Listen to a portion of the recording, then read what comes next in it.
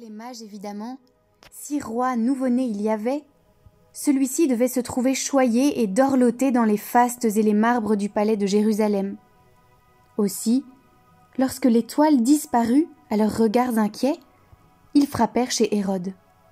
Les grands prêtres et les scribes, réveillés peut-être au milieu de la nuit, arrivèrent en toute hâte, le front rayé des rides des hommes réfléchis et préoccupés, même pas sûrs qu'ils aient eu besoin d'ouvrir les précieux rouleaux, tant les saintes écritures leur étaient familières, tant ils les avaient apprises par cœur depuis leur âge le plus tendre.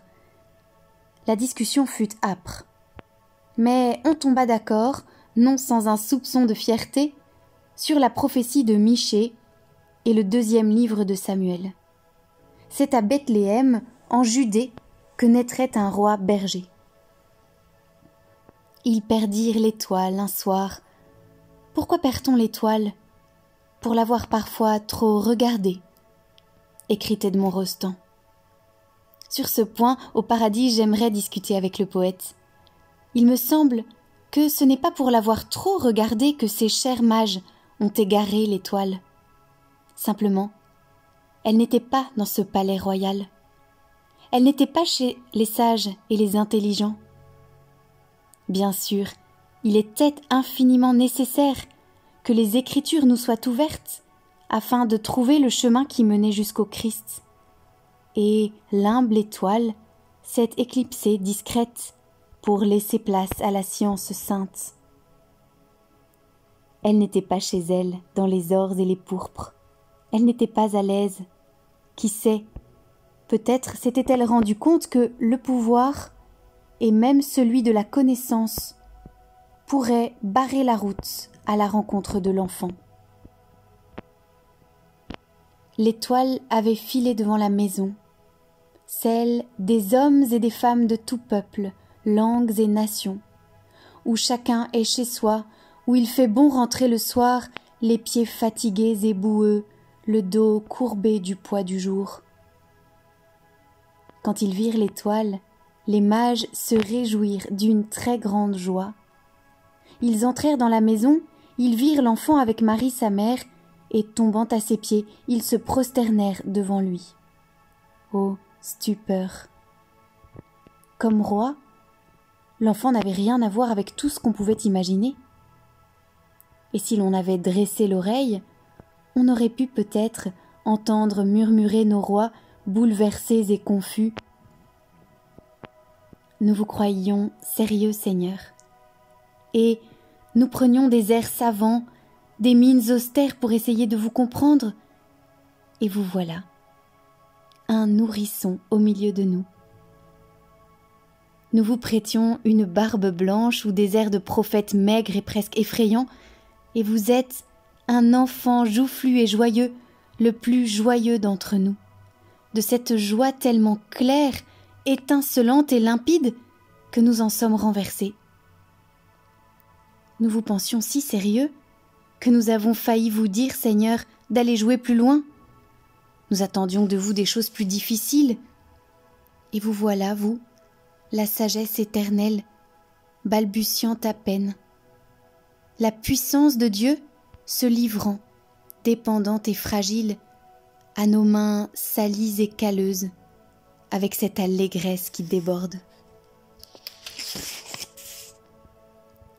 Veuillez, Seigneur, pardonner à nos vieux cœurs, ayant goûté l'amère tristesse du péché, d'ignorer la clarté radieuse de votre joie. Nous vous pensions sérieux, Seigneur, et vous êtes un enfant, le plus petit au milieu de nous, tellement joyeux d'innocence immaculée et d'allégresse d'amour que nous ne vous avions pas reconnu. Heureusement, chaque année revient Noël pour tomber à genoux et briser nos cœurs amers devant l'éblouissant, saint et tout petit enfant rieur.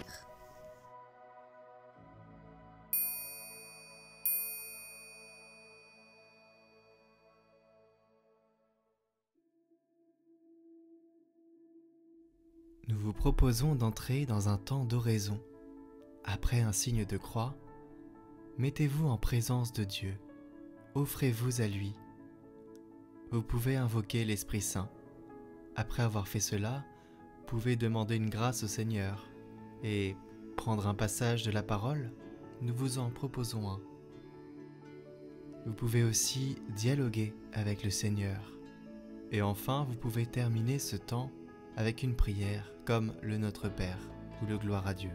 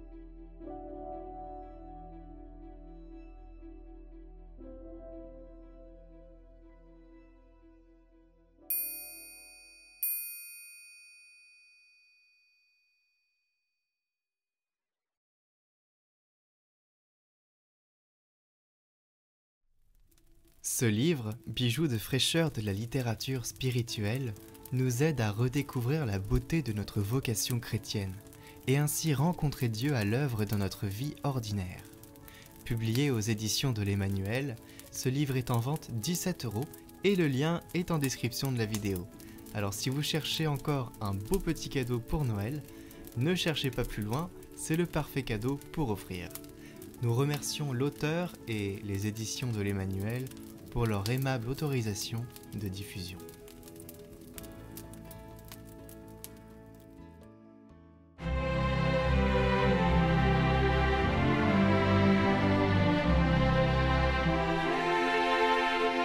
Recevez la parole de Dieu chaque jour sur Catoglade.